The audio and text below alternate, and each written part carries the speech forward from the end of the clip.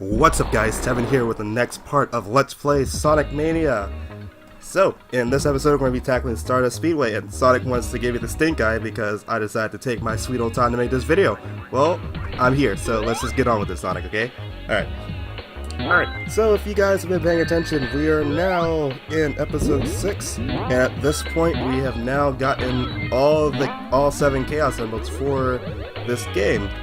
So basically what that means now, whenever you collect 50 rings and you have all 7, you can, by jumping in the air and pressing the X button, you can turn into the super form of the character that you have the emeralds with.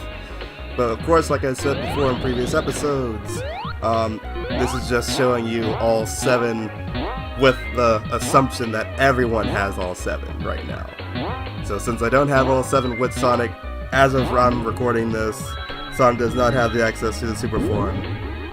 But you'll be seeing it later on in, like, say a bonus episode in case I do that, to show you guys all the super forms, how it slightly changes their appearance and their abilities. And for the most part it doesn't. It honestly only changes Sonic's appearance, giving him his classic supersonic look. Everyone else, they just like lightly glow white, and they get after images, and they're just invincible and move faster.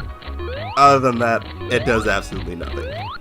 It definitely helps in boss fights, so you can just cheese them really quickly. But some of these fights are honestly like really simple, especially if you do my favorite tactic of just cheesing everything and just using invincibility frames. Because honestly, who cares if you get hit? As long as you can get a ring in return, you can take as many hits as you want. Because I'm not a perfectionist, I'm not that good at this game. I'm decent enough to like finish it and whatever, but in terms of like beat all the bosses without taking damage, some of them I can do, not all of them, so at that point it's just like, forget it, I don't care. And where you just saw that one, I cut that out because you guys already saw me get the Chaos Emerald for that special stage with another character, so it was pretty much useless to get in here. But now you know how to get to that ring, in case you're wondering where it was in this particular act of Stardust Speedway. And this is one of the remix stages that they have for Sonic Mania.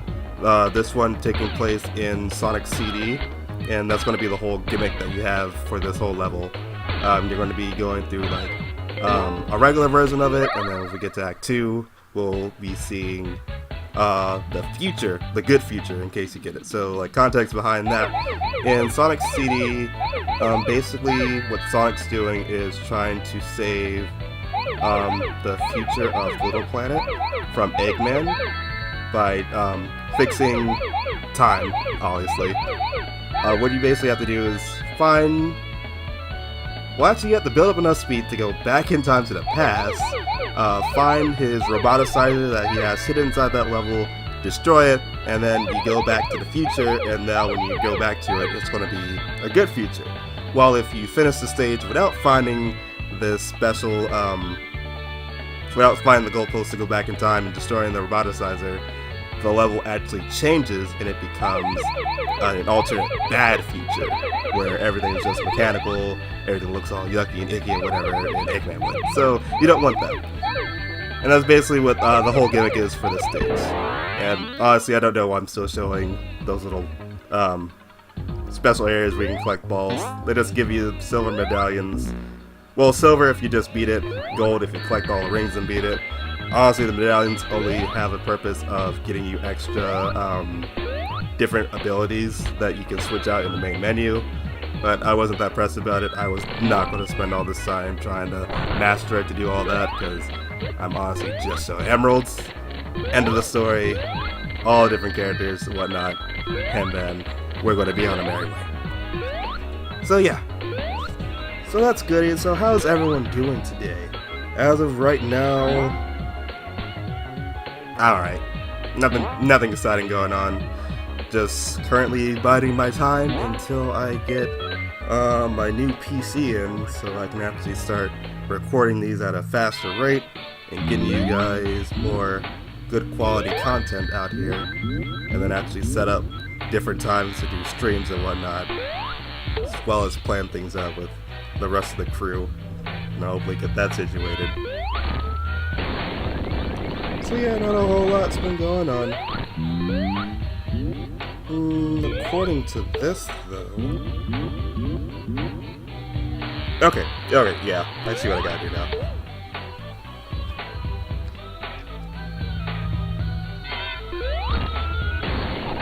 I'm doing it again, I'm not even talking.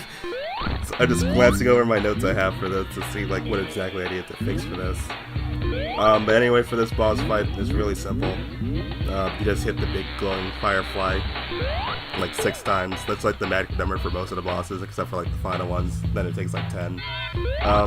Basically, every time it shows up, quickly go into one hit, move all the way to the opposite side of where it's at, go ahead and get in another one before it flies away, and then you're good. I have a bad habit of literally doing this towards the end of the boss fight and not the very beginning. But you know what, who cares? And that's at least Act 1 out the way. Act 2 is a bit more tougher. With the update for this game though, oh, that's what the Roboticized looks like in the other games as well as the Go Posts. And this is the whole little, this was really cool because they literally kept it exactly the same as how they did in Sonic CD. But anyway, going back to what I was saying, with the Sonic Mania update for the Plus Edition, they actually end up changing the boss fight for this level in particular, because beforehand, where you would do the first part and the second part of this stage was actually very different. It was a lot harder too, so I'm glad they changed it. They made it a bit easier to do, but they didn't completely like nuke it, so it's like, oh, this is like child's play now. Anyone can get through this. Nah, there's still a bit of challenge onto it, especially to like Act 2 of the fight.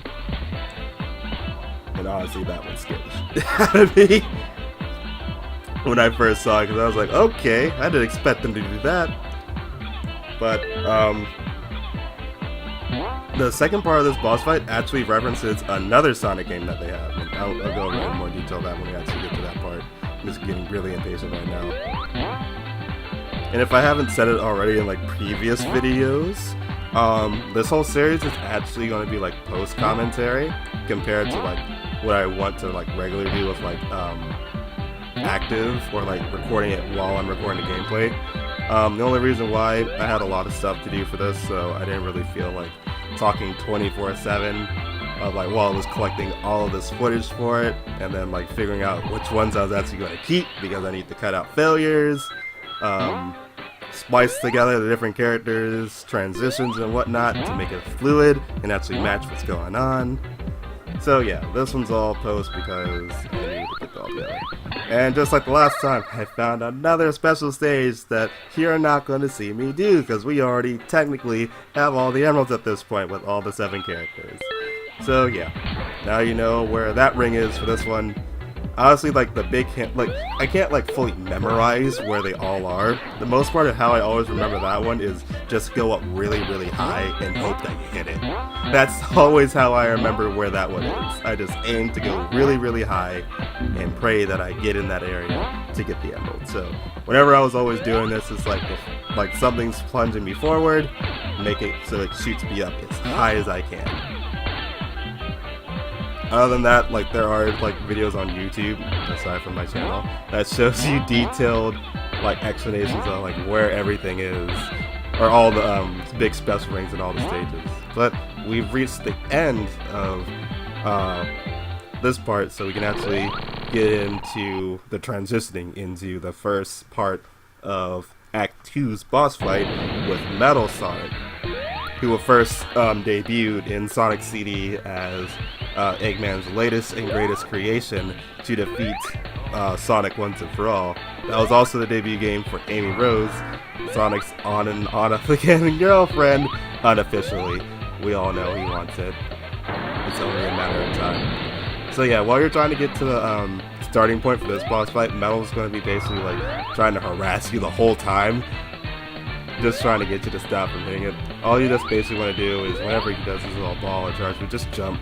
You can't hurt him while we're in this section of the game, so we just have to keep running until we get to the inner sanctum of this area, like right here, and it can actually continue the boss fight. So this is going to be where they actually change how this fight works for Sonic Mania. So as you can see, the little silver Sonic that came towards you, how he ended up like bouncing up in the air like that. How you were meant to damage him in the first one is you had to make him bounce up in his ball form to hit Metal Sonic where he's at, and that was the only way to damage him. But that was really difficult to do with some of the characters. So with the update, they just made it so that as soon as you destroy him, like little balls comes out flying in 4 different directions, and if you just jump on top of him, it'll just go up, it'll be angled perfectly, and you can attack him just like that. And it made it a whole lot easier to do. I'm so happy for it. The only thing is, you want to jump on top of his head to destroy him, otherwise, if you were to spin dash into him like you saw at the very beginning, you get hurt by it. So, pro tip, jump on top of him, don't spin dash into him. And then this whole second part, I honestly at this point I don't even remember what the original second part of this looked like anymore. But this one right here, how he transforms with the power of the Phantom Ruby, this is actually a reference to Knuckles Chaotix, because this is the form that he took as the final boss in that game. And what was this form called? I think it was Metal Sonic Kai. I think that's what they refer to it as. So the only major thing that was different though was like he was red instead of blue. So that's interesting why they kept that the same. But otherwise, other things that this reminds me of, I knew I was gonna die. I was just like I'll just pray that it doesn't hit me, and then it did. But anyway, for the most part, the only other major things that's different, his design seems like kind of like a splice between other Metal Sonic final bosses in Sonic Heroes, with how they have the plating for the arm and whatnot, and then the overall base design is very reminiscent of, I believe, Sonic and Knuckles, Sonic 3 and Knuckles, of how there is a different type of Metal Sonic body that looks a lot like how his head is shaped now, in terms of like the spikes, the shape of it, overall the arcing angle. But yeah, I'm also not saying the major part where you want to hit is the center cockpit part where the Phantom Ruby is. And you also want to avoid his hands, because that's it's overall not a good time. But anyway, Metal Sonic's defeated, and this little jerk over here just bounced away the Phantom Ruby. So that's going to be it for this video. So if you guys like what you saw, please give me a like, leave a comment, subscribe to the channel, because you know what, I'm awesome.